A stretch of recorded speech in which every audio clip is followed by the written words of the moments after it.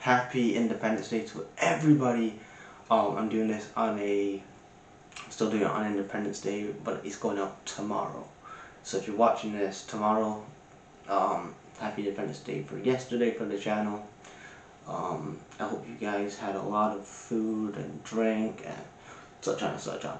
But into this video now. So as you know from the title of the video, that this past Friday on SmackDown, Zelina Vega made a return after months away, and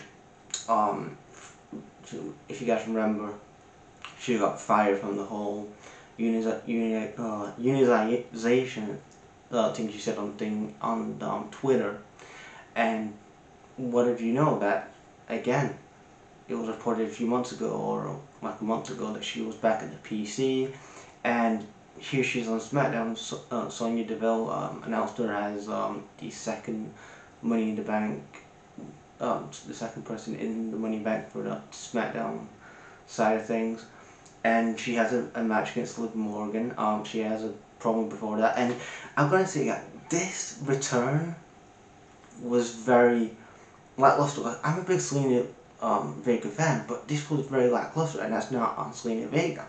That's on the WWE's point, because she did a good job. She had a good, good promo there, and they have her lose the match, which is a bit different. Normally you have somebody return or debut in squash matches for a few months, but to do something with Liv and have her win this match, which was good. And I know people was complaining about it, but this was a good thing to have somebody like lose the match, because you got to think that she's not been in the ring, had a match in like 7 or 8 months, and then here she is in this match and she loses it straight away. Like, that's good, that's different from WWE. But the thing is, I have a problem. You have, you have Zelina Vega, this big return, and you have Sonya Deville, your authority figure, who's taller than Zelina Vega, and that kind of overshadows it. Now, I'm a big fan of Zelina Vega. I think that she is a, a really good heat magnet for somebody who needs to get over. Like, prime example was Andrade. He was a really, they just work well together, and just her as a wrestler, she's a decent wrestler, but she's more better as a manager. But the thing, another problem I had with this return is that Michael Cole, like Zelina Vega, like Michael Cole, you're supposed to hype this up, like you're supposed to actually sell it, like Zelina Vega has returned. She's been gone for much, you're supposed to sell it, like you actually mean it, like you got passion in your voice, and you're like, Zelina Vega has returned. Like, have you left all your passion at home? Like, you left all your passion at home, Zelina Vega. Like, you're so black.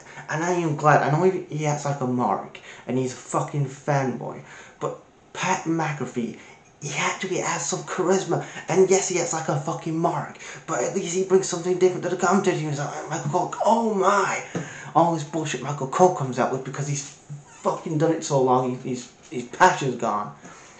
At least with Pat McAfee, he actually gives a shit about these fucking wrestlers. He actually, gives them a meaning, and he actually sells them. He comes across as a fucking mark, but at least he has passion. Remember when JR back in the day, used to call the Austin match, he used to go, Austin, Austin, Austin.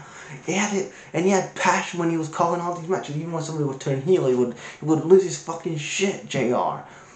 Or, that's why commentary today, that they need somebody like a Mauro Ranallo.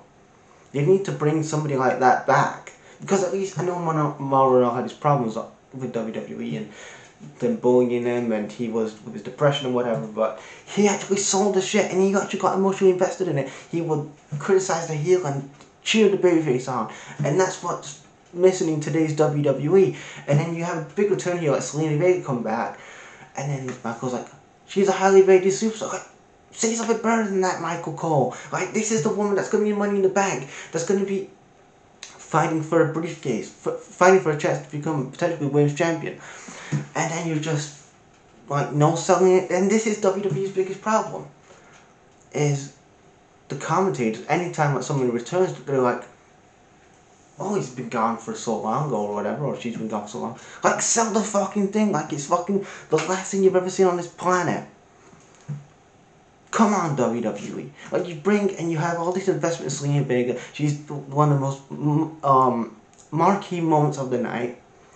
And then you just go, Zelina Vega. Like, you don't give a fuck about her. Come on, WWE. Like, if you're going to bring these people in, these guys or girls, actually have passion in your voice and actually have interest in your voice and actually care about these characters and getting them over.